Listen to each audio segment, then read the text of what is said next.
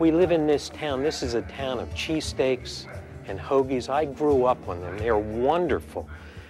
We shouldn't abandon them, but we need to put them in context. Eat a portion of the hoagie. Eat a portion of the cheesesteak. Be physically active. Get out there and play together. Participate in activities. Take the stairs, don't take the elevator. Make some healthier choices. Well, some of these kids have talked about the fact that their communities don't have fresh fruits and vegetables, that they go to corner stores, and even if there are vegetables, they're kind of gross looking. That was some of the language that they've used. And we've talked about farmers markets and the fact that there aren't any farmers markets that they know of.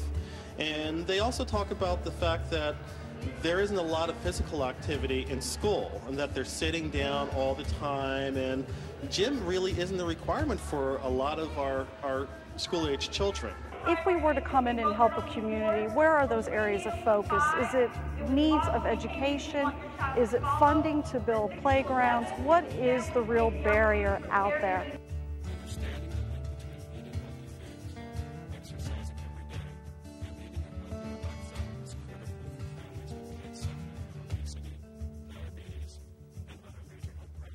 Yeah, like I say my mom's side has like diabetes, high blood pressure and everything like that, and my dad's side has cholesterol, and I know my grandma, she died from clogged arteries, and that's from, you know, a lot of pork. And my dad died because he had diabetes and he had kidney problems. So it's like I look at all of that stuff, but I just think that I have time to like get myself together. Like, and back in 2 years ago when my dad did die, I got on this rampage of just eating healthy and dieting and stuff like that. And so now I'm kind of like falling back, but I'm trying to get on track. I know my mom's side of the family, which is not a lot at all, but they tend to be overweight. And so my mom, I think she always puts this pressure on me, like, you know, you should always, you know, exercise and don't eat all that junk. Like, when I was younger, I used to eat all this junk, but I don't even like candy like that anymore or anything, so I won't eat as much. You as a young person, as a young person growing up, our parents taught us what to eat. It's coming from the grassroots.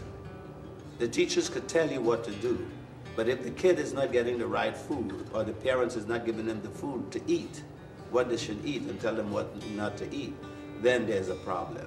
So it doesn't come only from the school. People think everything that comes from the school, it comes from the home first. For instance, if you're the kind of person that likes to go shopping with your parents, or maybe your only child and that's basically what you do, think about the kinds of things that your parents pick up or offer to suggest, maybe why won't we get this because it's more healthier than getting that, or look at, you know, the nutrition's on the back before you buy it. Kind of get an influence on, you know, your parents in the sense of deciding what you're going to eat. Unfortunately, I'm seeing a lot of the bad eating habits coming from home. When you see those packed lunches and the mother sending a soda, not a diet soda, there's chips in the bag, there's Doritos in the bag, and I know that's coming from home. That's a modeling issue right there. The parents need to model what is expected to be eaten throughout life. You know, it's easy to send reports down to the mayor's office. But I think John Street was the only mayor that we had that actually came to the school for a forum. And that was when he was first elected. And that was it. I know people are busy. But if this gentleman, Michael Nutter, who just voted in as the Democratic primary, and don't know who the GOP candidate is against him, but if we can just get them to come out, look at the state of conditions that we have. Not only this school, but every school around here. Look at the facilities that we have, the lack of facilities. Take a walk around, look at where the kids go to buy their food to eat. Stand out here in the morning and watch and see what the kids are eating every morning when they come to school, on their way home from school, and that's Monday to Friday, and we don't even see them Saturday and Sunday. The special opportunity I see is participating in recreation programs. If you go to the Philadelphia Department of Recreation, I would say 95% of the programs are free of charge, and the equipment is provided, so that would be a good source for students to kind of tap into.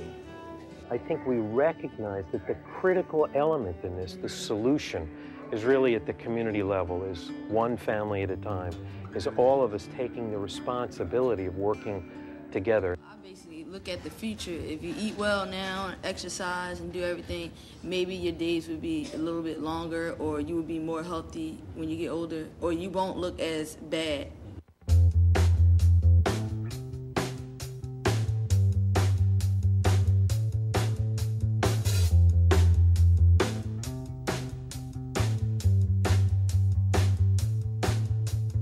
Tina's little joy out in the sea.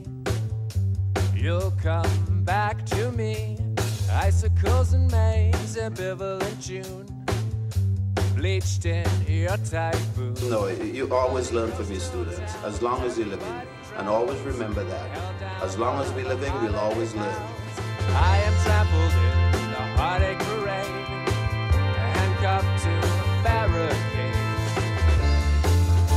I stumbled on the sound of laughter, reminding me of crying. It's never funny the morning after, and after is always reverting to natural disaster, from tidal waves to early graves. Tina, you should be ashamed. Tina's little joy out in the sea. You'll come back to me. Icicles and maize, ambivalent June, bleached in your tight boots. Flooding coastal towns, everybody drowns, held down by the holiday pounds. I am trampled in the heartache parade, handcuffed to barricades. I stumbled on the sound of